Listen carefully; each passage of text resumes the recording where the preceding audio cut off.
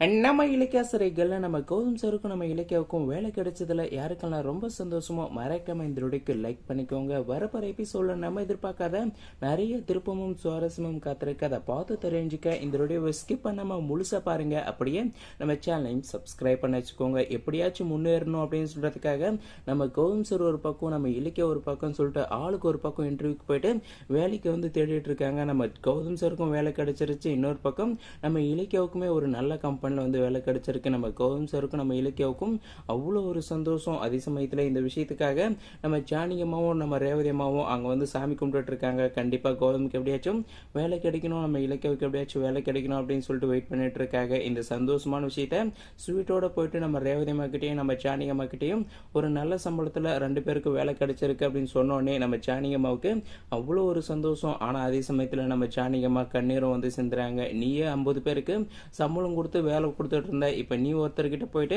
ஒருத்தர் கீழே வேலை செய்ய போறியா அப்படின்னு சொல்லிட்டு நினைச்சு ரொம்பவுமே எனக்கு கஷ்டப்படுறாங்க. ஆனா அதுக்கு நம்ம கௌதம் சார் எனக்கு சிரிச்சுக்கிட்டே சொல்றாங்க, அதெல்லாம் ஒண்ணுமே கிடையாதுமா, காலம் எப்படி வேணாலும் மாறும் அப்படின்ற மாதிரி சொல்றாங்க. கூடிய சீக்கிரமே நம்ம கௌதம் சார் அந்த கம்பெனில தன்னுடைய திறமையை வெளிப்படுத்தி நம்ம கௌதம் சார் பல மடங்கு முன்னேற தான் போறாங்க. இது நடக்க தான் போகுது. இன்னொரு பக்கம் நம்ம இலக்கியவுமே எனக்கு இப்போ ஃபஸ்ட் டைம் வேலைக்கு போக ஆரம்பிச்சிருக்காங்க. இதுக்கு முன்னாடியெல்லாம் நம்ம இலக்கியம் அதிகமாக வேலைக்கு போனது கிடையாது. ஸ்கூலில் டீச்சராக தான் போயிட்டு இருந்தாங்க. ஆனால் இப்போ வேலைக்கு போகிறதுனால நம்ம இலக்கியவுமே பயங்கரமாக வேலை செஞ்சு நம்ம கௌதம் சார் கஷ்டப்படக்கூடாதுன்றதுக்காக, அதே சமயத்தில் நம்ம ஜானகி அம்மாவை நம்ம ரேவதி அம்மாவை நல்லா பார்த்துக்கணுன்றதுக்காகவே நல்லபடியாக உழைச்சி முன்னேற போகிறாங்க. நம்ம கௌதம் சாருமே பெரிய பெரிய பிஸ்னஸை மறுபடியும் எடுக்க ஸ்டார்ட் பண்ண போகிறாங்க. ஆனால் இந்த எஸ்எஸ்கே, அந்த தக்ஷாயினி, அந்த பைரவியெல்லாம் சும்மா இருப்பாங்களான்னு கேட்டால் கண்டிப்பாக அதுதான் கிடையாது. மறுபடியும் நம்ம கௌதம் இலக்கிய முன்னேறி வரக்கூடாது, அவங்கள அவங்களுடைய வளர்ச்சி எப்படியாச்சும் தடுக்கணும்னு சொல்லிட்டு நிறைய சதி பண்றதுக்கான வாய்ப்பு நிறையவே இருக்கு. அதையெல்லாம் தாண்டி தான்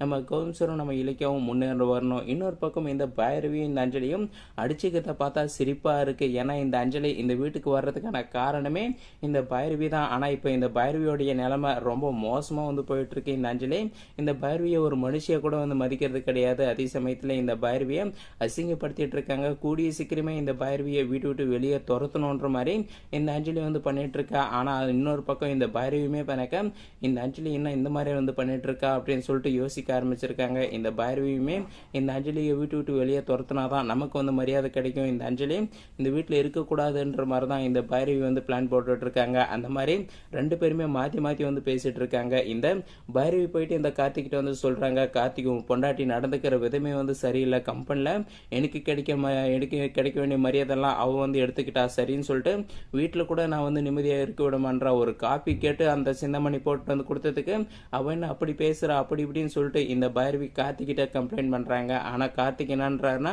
அவ அப்படிதான் பண்ணுவா, உங்களால சகிச்சுட்டு போக முடிஞ்சா போங்க, இல்லை அப்படின்னா அப்ப உங்க விருப்பம் அப்படின்னு மாதிரி சொல்லிட்டு சொல்றாங்க. அந்த வீட்டில் இருந்தா இரு, இல்லைன்னா வெளியே போன்ற மாதிரி இந்த கார்த்திக்குமே சொல்லிடுறாங்க. இந்த பைரவிக்கு ஒரே அசிங்கமா போகுது. இந்த பைரவி அடுத்த கட்டமா என்ன பண்ண போறான்னு தெரியல. இந்த கார்த்திக்கையும் இந்த அஞ்சலியும் சேர்ந்துக்கிட்டு இந்த பைரவியை நடு ரோட்ல நிக்க வைக்க போறாங்க. வெயிட் பண்ணி பார்க்கலாம் அடுத்து என்ன நடக்கும்னு.